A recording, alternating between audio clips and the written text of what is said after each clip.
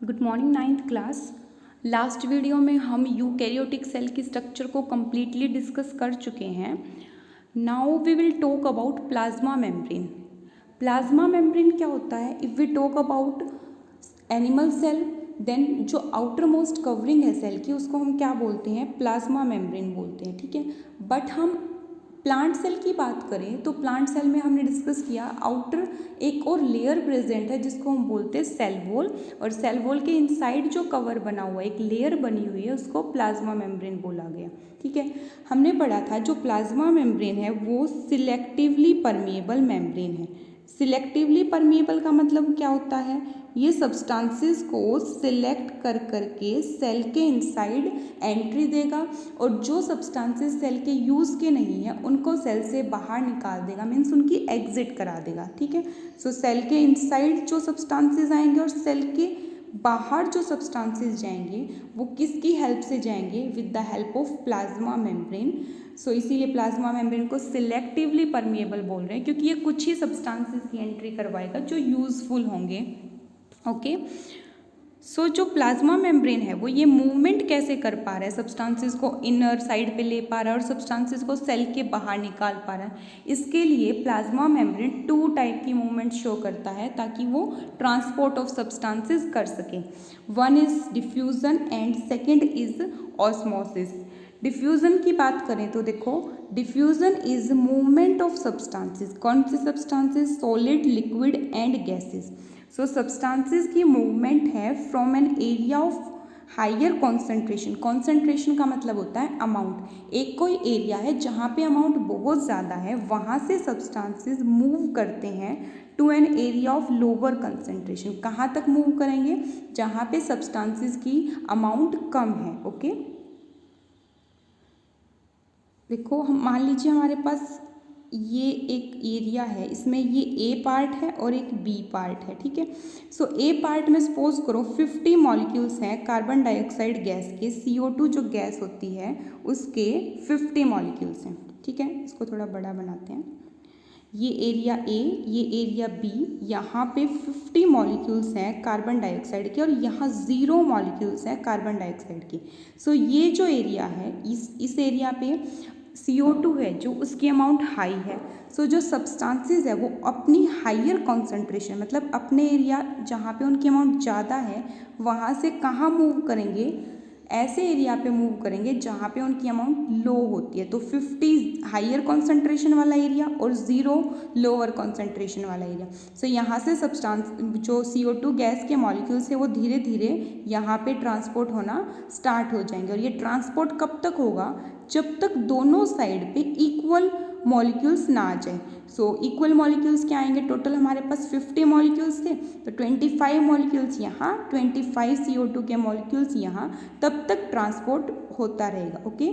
So higher amount से lower amount तक जो ट्रांसपोर्ट होता है उसी को हम क्या बोलते हैं? डिफ्यूज़न बोलते हैं, ठीक है।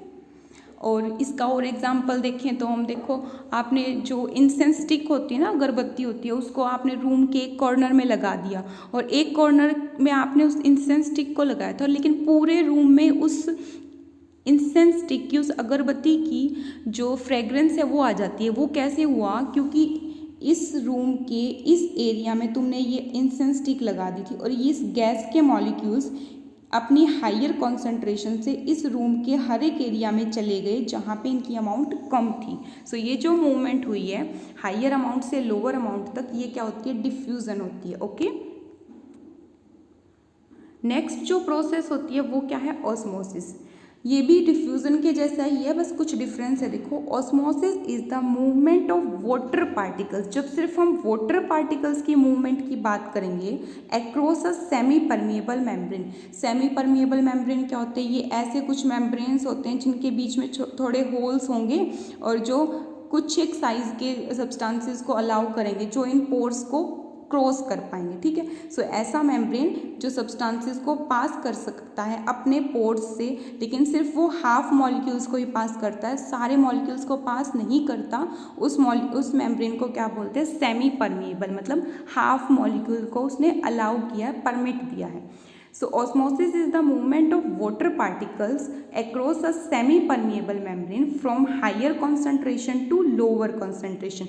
डिफ्यूजन में भी मूवमेंट हायर से लोअर थी, ऑस्मोसिस में भी हायर टू लोअर है, बट यहाँ सॉलिड लिक्विड गैसेस किसी का भी ट्रांसपोर्ट हो सकता था, बट जब भी हम ऑस्मोसिस की बात करेंगे वहाँ पे सिर्फ वाटर के पार्टिकल्स ही अपनी हायर कॉन्सेंट्रेशन से लोअर कॉन्सेंट्रेशन तक मूव करते हैं with the help of a semi permeable membrane. Semi permeable membrane आप समझ गए, एक ऐसा कवर जिसमें कुछ होल्स बने हुए हैं जो एक स्पेसिफिक साइज़ के हैं, और वो अगर किसी सब्सटेंस का साइज़ उससे कम है उन होल्स से तो वो क्रॉस कर पाएंगे, और ज़्यादा बड़े साइज़ के मॉलिक्यूल्स उस मेम्ब्रेन को क्रॉस नहीं कर सकते. तो आधे मॉलिक्यूल्स को अलाउ कर रहा है ना ये मेम्ब्रेन, तो इसीलिए इसको क्या बोल देते हैं हम, सेमी परमिएबल मेम्ब्रेन. ओके, सो ये दो टाइप की मूवमेंट्स होती है जो प्लाज्मा मेम्ब्रेन शो करता है फॉर ट्रांसपोर्ट. एक है डिफ्यूज़न, एक है ऑस्मोसिस. ऑस्मोसिस में हम सिर्फ वाटर पार्टिकल्स की बात करेंगे,